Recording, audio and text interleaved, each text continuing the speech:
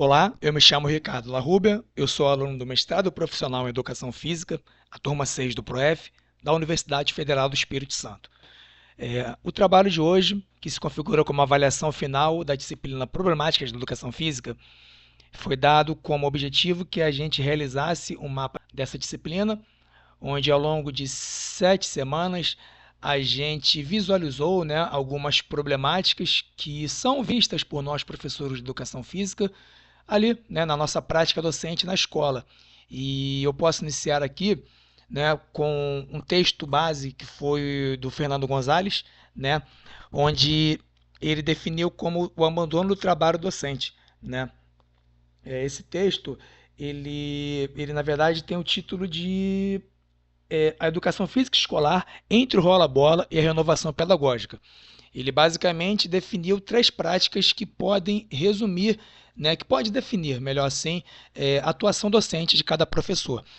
Num primeiro momento, ele chamou de práticas tradicionais, né, aquela prática onde o esporte tem um tema principal, quase que exclusivo, né? E ele disse que é a subordinação da educação física aos códigos e o sentido da instituição esportiva.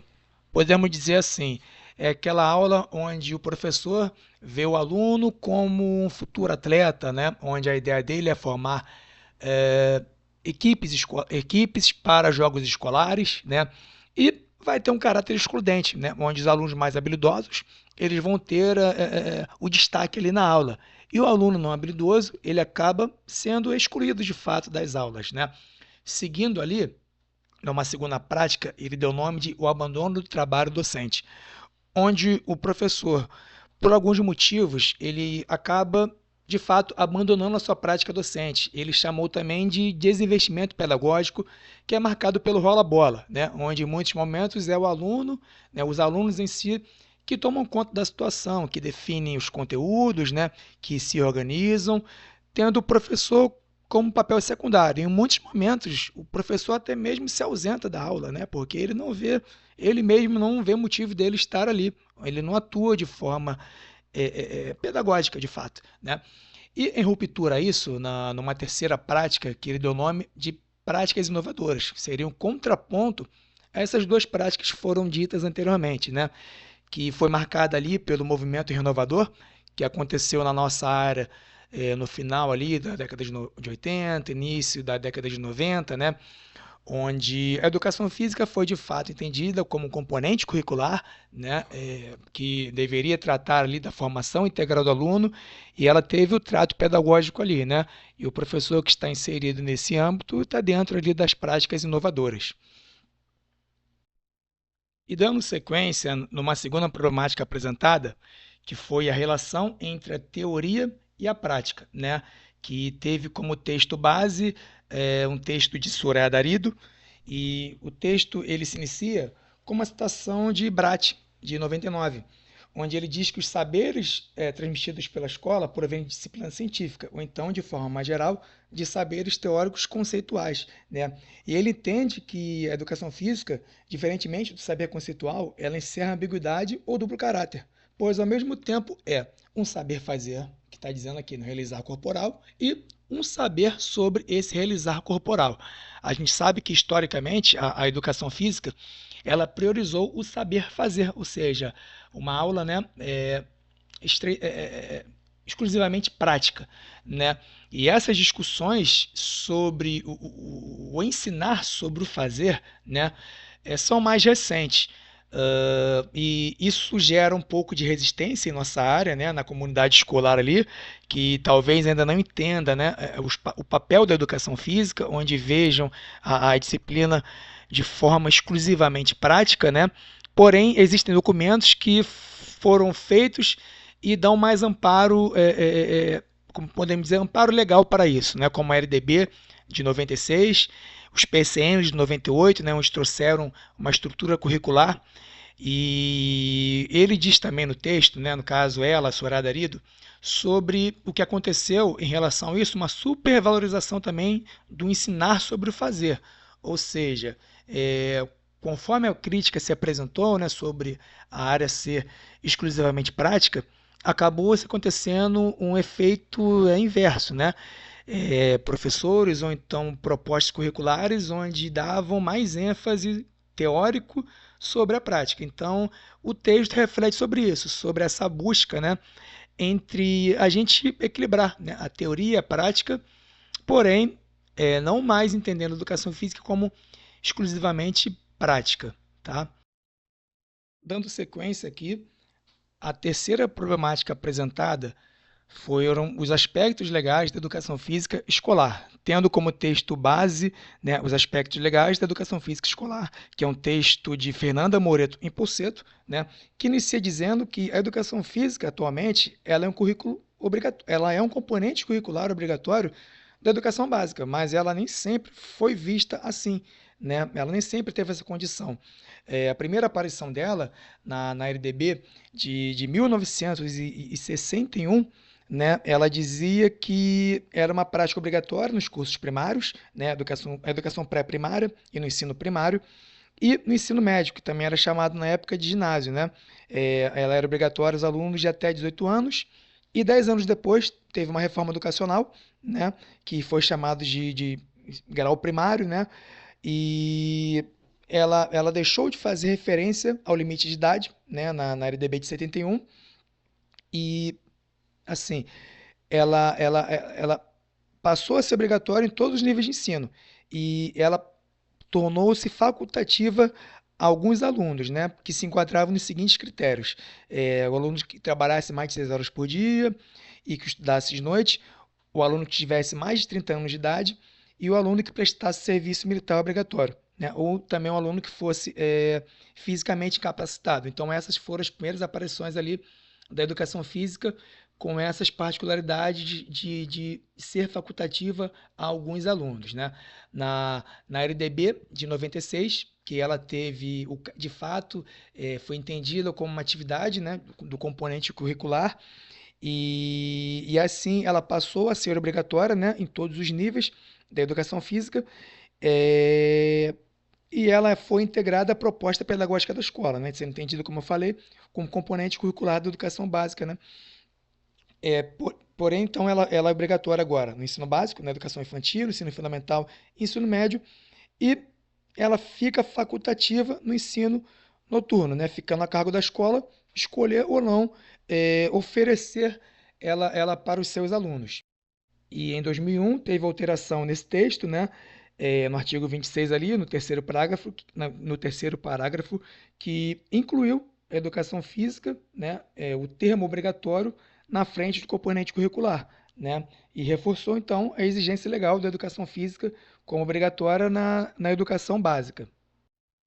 E por fim, o texto mostra que, mais uma vez, é, foi alterada a lei, né? Em 2003, a partir da lei 10.793, né? Ele foi mais específico em relação à facultatividade aos alunos, né? Da educação física. E ele dizia assim, que a educação física, integrada à proposta pedagógica da escola, é um componente curricular obrigatório da educação básica, sendo sua prática facultativa ao aluno, que cumpra jornada de trabalho igual ou superior a 6 horas, maior de 30 anos de idade, que estiver prestando serviço médico, que estiver prestando serviço militar, né, e que seja amparado pela Lei 10.042 de 69 e que tenha prole. Então, essa questão aí de facultatividade gera essa reflexão, né, da gente pensar, isso aí é um retrocesso ou foi um avanço se a gente pensar que os alunos têm que estar incluídos nas aulas de educação física? E dando sequência à nossa próxima problemática vista, entendida como indisciplina e afastamento dos estudantes, que teve como texto base o afastamento e a indisciplina dos alunos nas aulas, que é um texto de Soraya Darido, Fernando Gonzalez e Gui Ginciene. Ele basicamente elencou, né, motivos, né, que poderiam fazer o aluno estar afastado das aulas e que, em outro momento, fosse o aluno que apresentasse a questão da indisciplina nas aulas. Então, na parte de afastamento das aulas, né, ele diz aqui que apesar, né, da educação física, como alguns estudos mostram, né, ali no ensino fundamental ser a disciplina preferida dos alunos, conforme os ciclos escolares vão avançando, essa preferência ela vai diminuindo. E ele aponta ali alguns motivos que levam o aluno, né, em um momento que gostava das aulas e se afastando das aulas. Ele diz que as razões são múltiplas, né? Ele aponta como alguns dos motivos os aspectos legais, como vimos antes, né? A lei que dá a questão da facultatividade ao aluno, ou seja, não obrigatoriedade em alguns grupos para não fazer as aulas, né? Ele fala também da repetição dos conteúdos que são abordados, né? Às vezes de formas iguais nos ciclos escolares. Por exemplo, uma aula de sétimo ano, né? O mesmo conteúdo é visto da mesma forma numa aula para o segundo ano do ensino médio, né? E ele fala também da questão do insucesso e da exclusão nas aulas, onde os alunos menos habilidosos, podemos dizer assim, eles vivenciaram situações de descontentamento com as aulas, né? Onde eles foram, por questões ali técnicas, né? Eles foram excluídos, né? E as aulas davam mais prioridade aos alunos mais habilidosos, e isso gera um afastamento do aluno, né?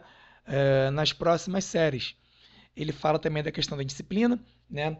E ele dá ali razões que podem levar à disciplina, né? Que é um problema individual, ou então um problema de origem familiar, né?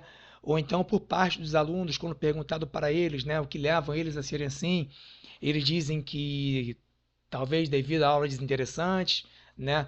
A gente pode também entender, como fala o texto, né, que é uma crise de valores que acontece, né, na geração atual. Então, essa problemática aqui, ela busca refletir sobre as questões de disciplina e de afastamento dos alunos durante as aulas de educação física. Dando sequência à nossa próxima problemática, que ele chamou de as dificuldades relacionadas, né, ao ensino do esporte, e é um texto que é um texto de André Luiz Ruggiero, que o texto base é As Inquietações no Tratamento do Esporte na Educação Física Escolar, né? Ele busca refletir sobre o ensino do esporte na escola. A gente sabe que o esporte, né, é historicamente o tema central, né, é o tema norteador da educação física, mas ele inicia com algumas questões, né, por com o objetivo de fato a gente problematizar, refletir sobre isso. Ele começa perguntando por que ensinar esporte na escola. Depois ele diz: quais os temas mais significativos sobre o esporte a serem tratados nas aulas? Em sequência, como tratar pedagogicamente as modalidades esportivas? E, por fim, o que se apresenta como fundamental para ser abordado das modalidades esportivas, né? E ele fala sobre o modelo esportivista que se caracteriza a área, né? Naquela formação de atleta, né? Uma coisa descontextualizada, e ele fala depois sobre o esporte visto nas abordagens renovadoras, né?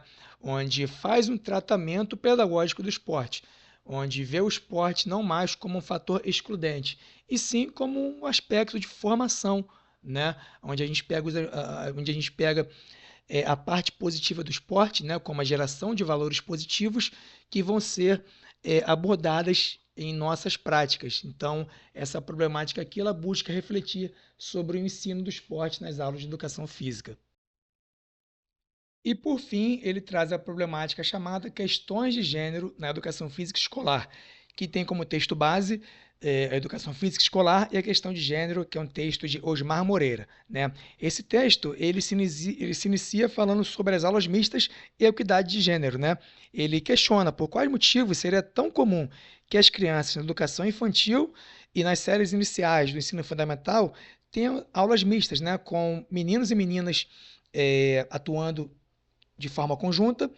Porém, como a gente vê a realidade de muitas escolas, conforme vai passando os anos, acontece essa separação, né?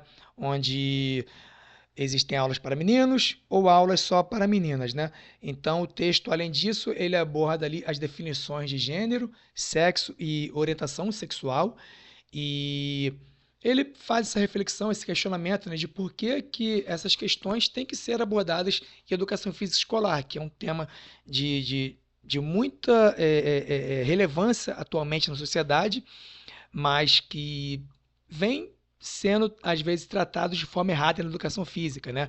E a gente precisa entender, né, o que leva essa desvalorização, por muitas vezes, das meninas nas aulas, né, que não querem participar, porque os meninos, por terem mais condições físicas, né, ali se sobressaem, né? Então, a gente, como professor, tem que problematizar essas questões e essa parte dessa problemática ajuda a gente a refletir isso. A gente pode dizer, por exemplo, que ele dá ali, né, como conceito de gênero, por exemplo, como uma condição social que através da qual nos identificamos como masculinos e femininos. E ao passo que o sexo, ele é o termo que é utilizado para identificar as características anatômicas e biológicas, né, da pessoa. Portanto, então, o gênero não é algo que está dado, né, mas é algo construído socialmente. Então ele dá nessa problemática, né, nesse texto base, essas noções do que a gente pode refletir sobre isso para auxiliar em nossa prática.